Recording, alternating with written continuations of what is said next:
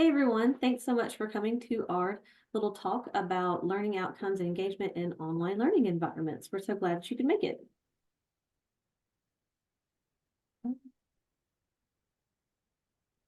So today we are going to talk about the demand for online learning and how it's increased. As participation has increased in online learning, so has the need for more engagement. How increased engagement yields better learning outcomes, how we as a program at the Web MBA implement several of our own engagements and strategies for the program to increase engagement, and then a variety of ways to do that in the LMS and within your own programs.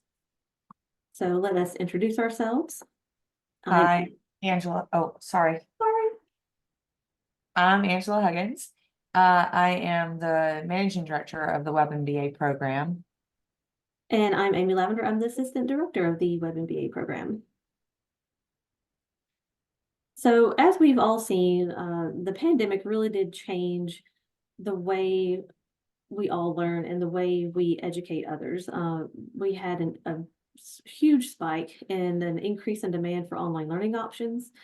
And starting in fall of 2020, right? The National Center of Education Statistics reports that 75% of all students in the US, which was over 14 million people, took online classes in the fall of 2020 as the pandemic restricted in-person learning options. So that number fell and leveled back out like the next year, but that still has far outstripped expectations. In 2021, about 53% of all post-secondary degree seekers in the US took at least some online classes, and around 26% studied exclusively online.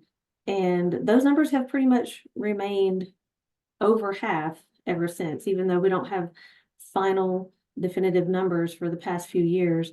It seems like it's pretty much been trending right above half on the average. So what did we learn from that experience? We learned that online learning is harder than we all thought.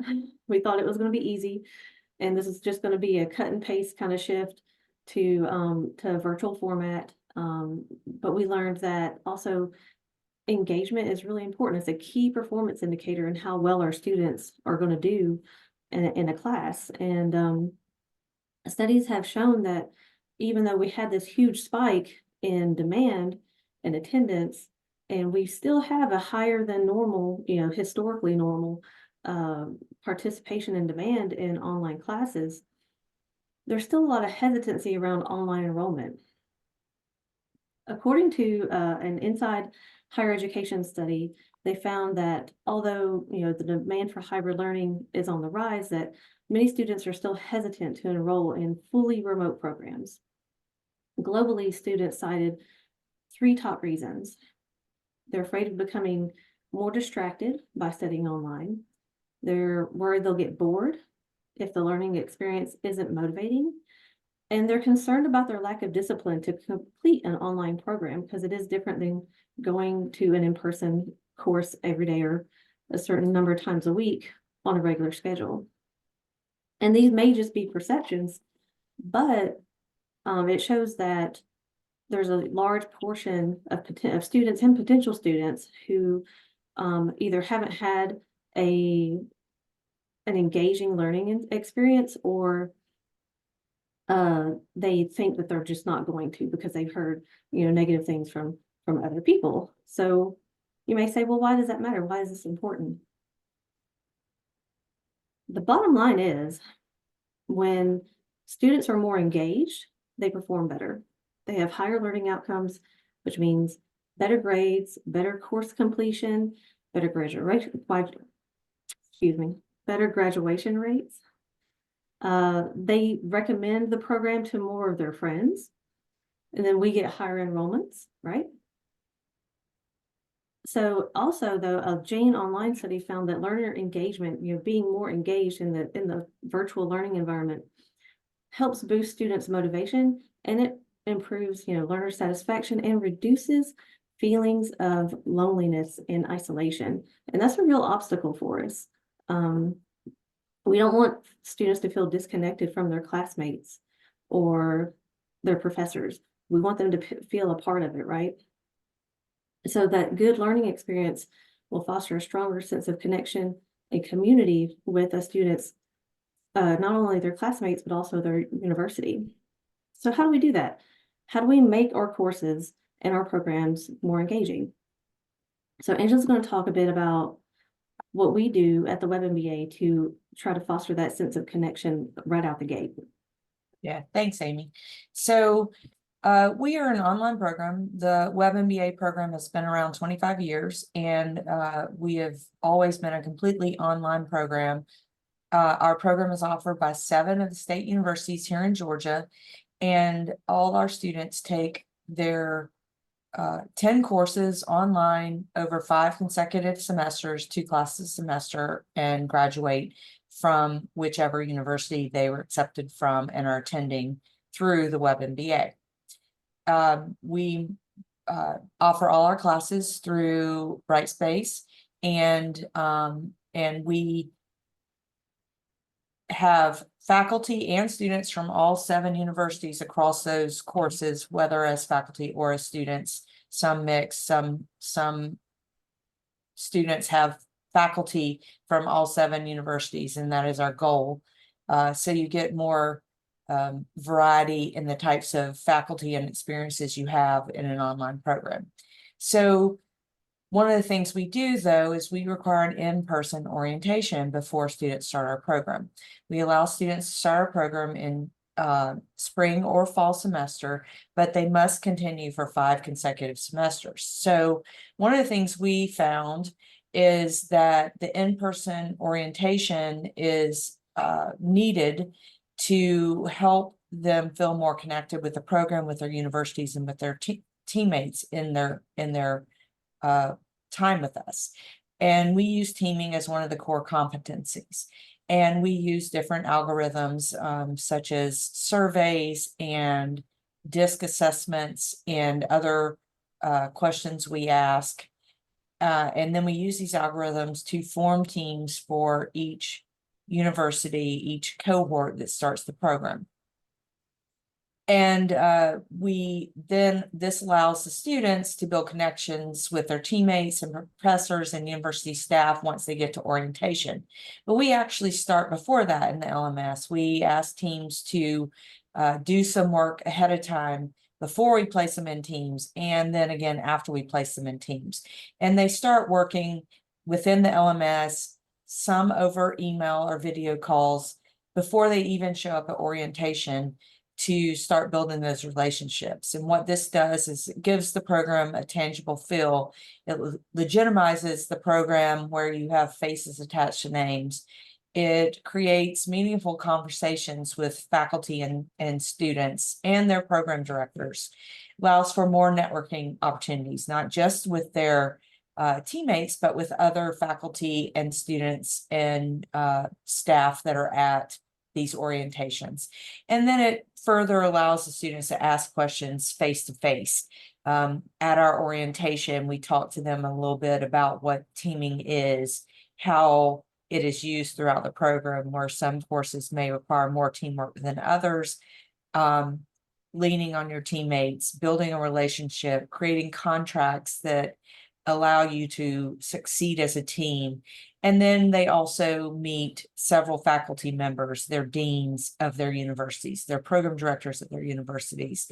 And then they also are able to meet their first 2 instructors and get a presentation on what will happen in those first 2 classes, and ask questions and become comfortable with the procedures and other requirements of the program.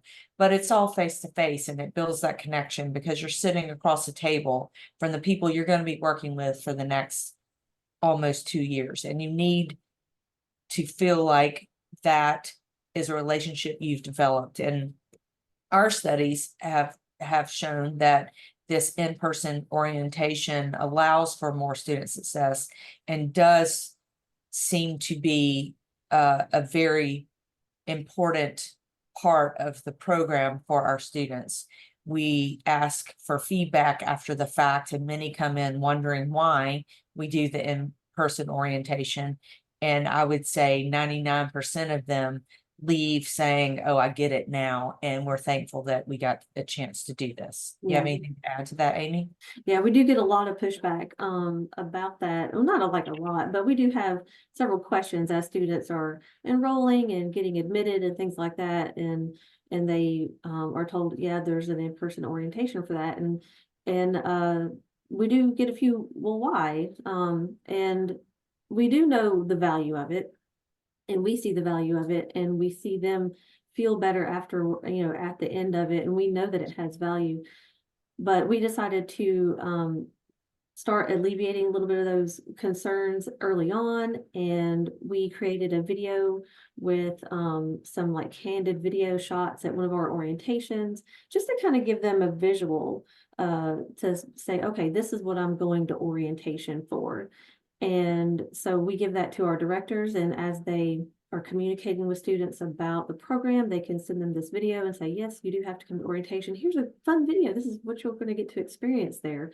And we've used it in some marketing campaigns and posted it on our website, just so students know up front, yeah, it's an online program, but there is this in-person element to it. And we've also asked our alumni, because we can tell them all day long that it's for their benefit, but they're going to take it a lot better and believe alumni a lot more than us. So we asked our alumni to talk about it a little bit, and how the value, what kind of value they found in it. And this is one of the videos from one of our alumni, Dr. Scott Mayotte. For someone considering the Web MBA program, but maybe unsure about the work-life balance, I would just encourage you to take that step. The program offers a lot of flexibility, and because a lot of the work is team-based, you have the opportunity to lean on your teams in times where your personal life or your work life may become a little too hectic and you need that support to keep you moving along. Orientation was an extremely vital part of my MBA experience. Some people may question why you have to go to an in-person orientation for an online program, but I would challenge you to reconsider your thoughts about it. At orientation, I had an opportunity to meet my teammates that I'd be working with for the next 2 years. I had an opportunity to meet my professors in person and learn from their experiences and kind of get a preview of what their courses would be like. But I also had an opportunity to learn from students who were in the program and those who have already completed it, and their experiences, and just providing that reassurance that no matter how difficult it may seem, that we can accomplish the program as long as we put our minds to it and lean on our classmates.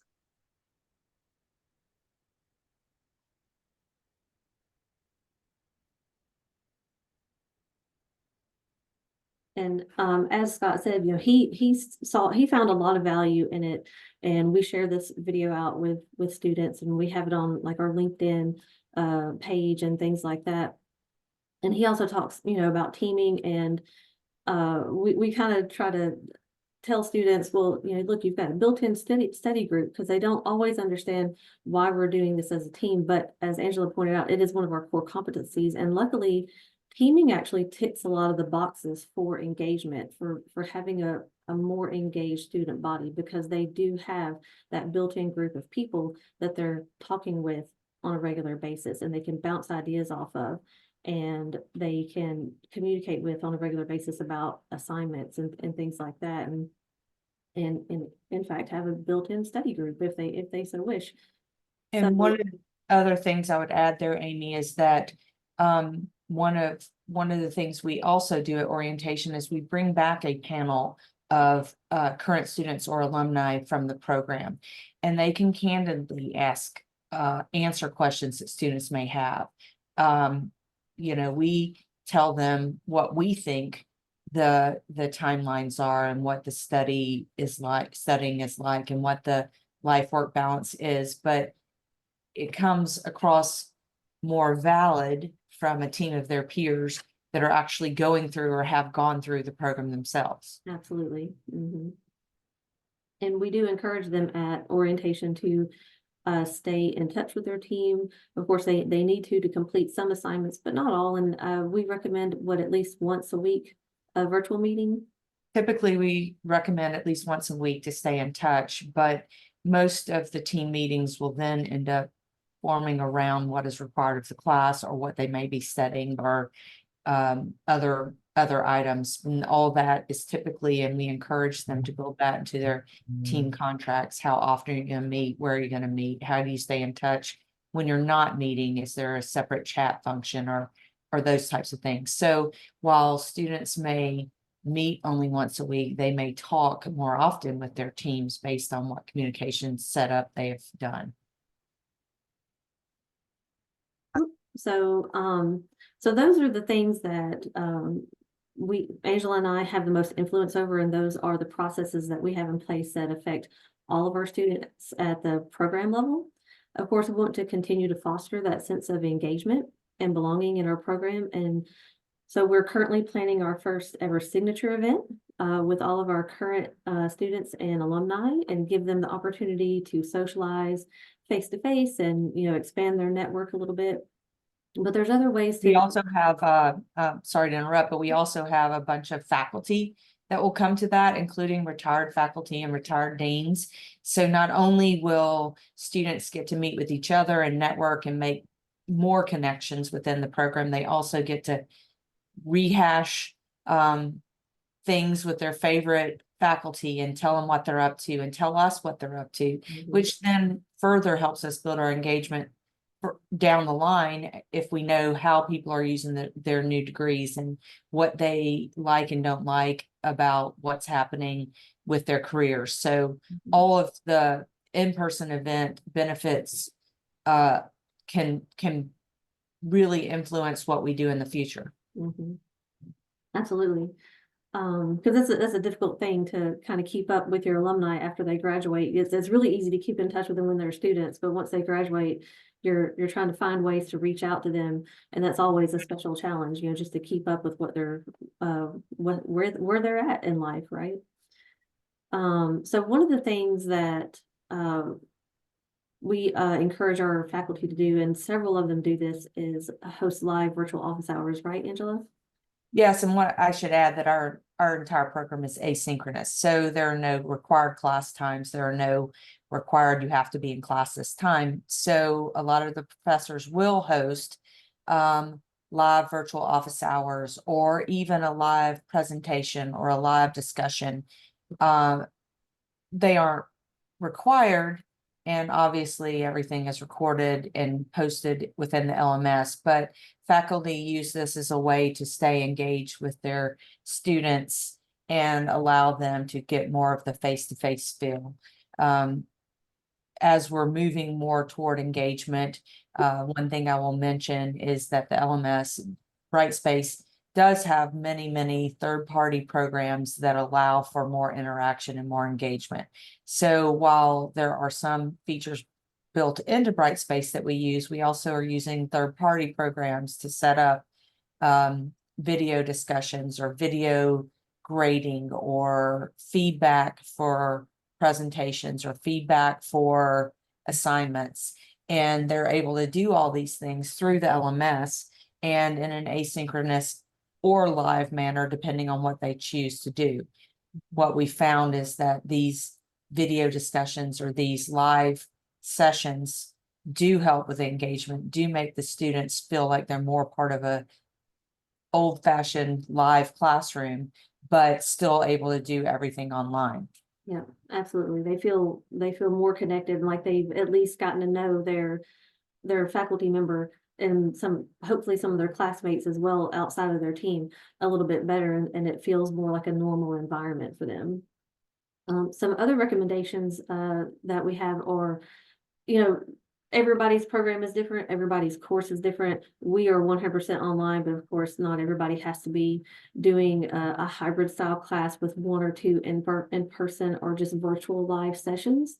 With your students can really help them put faces to names, because you can be in a discussion online, and it's really hard to kind of read people when it's just text. Or so giving them just one opportunity to to put someone's face with their name and to put their mannerisms with their name. Oh, okay, and the way that they speak or you know, their personality. Okay, then I have a better idea now of what this person is trying to say in this discussion, because I've at least had a chance to interact with them in a live setting of some sort. And then we also encourage our faculty in our yearly workshop on course improvements and program improvements. What can we do to facilitate this type of learning? Do we need to use polls, breakout rooms, digital badging, creating a digital learning community? All those things are things that we encourage our faculty to do. And we have discussions yearly, face to face, and then and all the time online about things that we can do within our program to make those engagements more lasting. Absolutely. And digital badging doesn't, it seems so strange to that a little badge will motivate students, but something as simple as like doing an extra homework assignment and getting a badge for it, or doing some extra credit work and getting a badge for it, really does help motivate them and keep them engaged in the class as they go through it. And just, you know, marking those little successes through the course really does help keep them motivated. They're like, all right, I'm done with quizzes, or I did this extra thing, or I'm halfway there. You know, just something to keep them, you know, looking forward, looking toward the future, and motivated in a positive way is helpful. It's just very small things. We can make very small changes to have you know, a really large impact on our students. Yes, that's so true. But what we hope you've taken from this presentation is that there are many, many ways to do different things. These are just a few of our ideas and what we do in our program that we think could be helpful to you. We certainly are always looking for ways to improve how we do things, and new products or new ways to access the LMS to do things that can help us and or you create that same type of environment in an online learning space. So what we would like is, if you have any questions or want to share your experiences with us, we would love to hear from you. So you can message us on LinkedIn or in the Fusion app, and Amy and I both would be happy to discuss what you do and how you do it, and if there's a better way, either for you or for us, to get things done. We would love to hear from you. Absolutely. And here are our sources, and we'll make these slides available inside the app for download, along with a transcript. So thank you again for joining us, and we hope you have a wonderful day. Thanks, Amy, and thanks everyone, and we hope you enjoyed our presentation. Bye. Thank you.